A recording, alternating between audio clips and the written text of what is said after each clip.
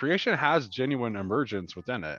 Like the creation is created in radical freedom. Like God is the beginning and end of all things. But what happens in becoming?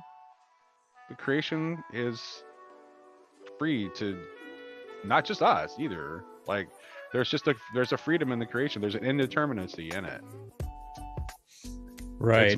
It's being moved inexorably toward an end that has been predetermined by divine providence. So when you speak of providence, really it's the beginning and the end that are providential. And what happens in between, our agency is 100% at play. And the agency of, like, everything has agency to a certain degree. Like even particles have agency. I think everything has consciousness too. I think like a non-atheistic panpsychism, I think, is pretty much inevitably right.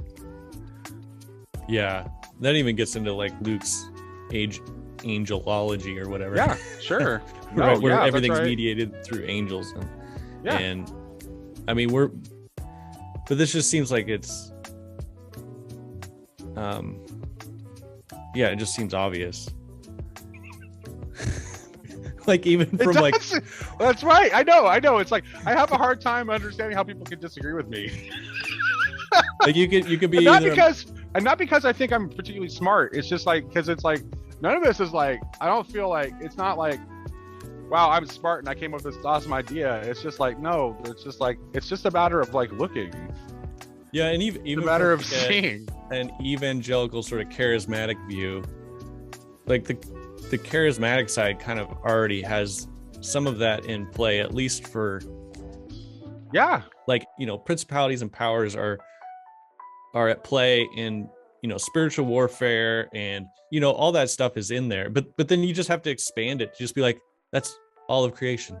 Yeah, the rocks, right. The trees, the river, the stars. Yes, but we do have a special role to play. Like we're like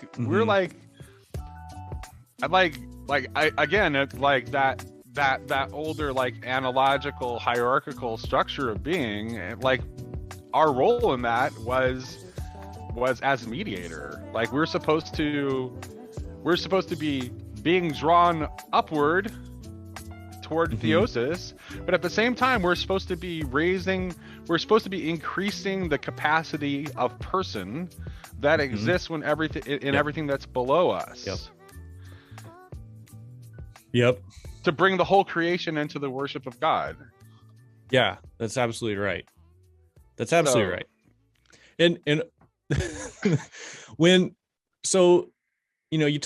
I talk like this, and I'll talk about like, and I maybe will be sort of hinting at it like kind of a universalist direction, like to the final unification of God with everything. However that looks, unity and multiplicity, whatever. And I'll be heading in that direction, and one of my evangelical friends will be like, that's nice, but it's not true. Right. And they pull that card, and I hate it, because this is all right. So if you look at it, the beauty, goodness, truth framework, what they're doing is they're flipping it back, and they're saying beauty is just nice. It's not true. Right. It's not. It doesn't hold the same ontological status as truth. But what do we call? Like, but what does Christian tradition call the vision of God? Does it call it the truthful vision? No, it's the beatific vision. I think all us evangelicals are schizophrenic when it comes to this, because we talk out of one side of our mouth about some things, and we talk out the other side of our mouth about other things. So we'll have a worship song that's like, there's this one song called "The Blessing," and it's only about how the Father loves you, and the Father only has good things for you in store and wants to bless you. This is the whole song. And then we'll also, right after that, someone will talk about how, if you don't believe in Christ, basically your eternity is sealed in this sort of terrible way. Like we're so inconsistent, but the truth is still there, because that song, "The Blessing," it it has that beauty in it. But it's so often like when that is made to be the argument, so like people will say, oh, that's nice, but we need to stick to the truth, which is, what we've sort of systematically produced out of the Bible. Right. This category of truth instead of the category of beauty first or whatever. Yeah. And the headspace stuff is just like, it only exists. Its only utility is to get you to see that beauty. And if the headspace stuff that you're getting isn't helping you to see that beauty, then you need new headspace stuff. This is why deconstruction is useful for a lot of people. Right. Because if your intellectual scaffolding isn't helping you see, then it's doing you no good, and it should be broken down in as much as that may help you see. Mm-hmm. Yeah, because seeing, it's all about seeing and hearing. Mm-hmm.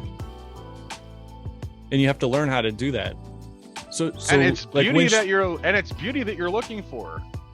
Yeah, in the world and in every human face. Right. And this is to confuse your left brain, because if things get too hard for the left brain will be like, I don't want to do it. And like, there's something also. It's you have to practice it. Like, it's almost like a body first approach too. Right. Yes. This is why practices matter, by the way. Yeah, exactly. You have to build it into your body. That's basically what you're doing. It is like you can watch a billion YouTube tutorials. And it's really hard to just, when you found something that works, this is why it's like, we do have to die and be reborn like all the time. That's because we are becoming. Yep. It's not like, and it's not just your ultimate like end of life death, which learning to do that with beauty is what I think Christianity is about. Yep. And also Christianity is about death is birth. Right, exactly. But that's not but you're going to die more than once. Right. You're going to go through multiple deaths and transformations. We're supposed to read it as a work of beauty first, and then later get to the truth of it. That's right. And his life is that. His life is beautiful. Yes. Primarily. Right.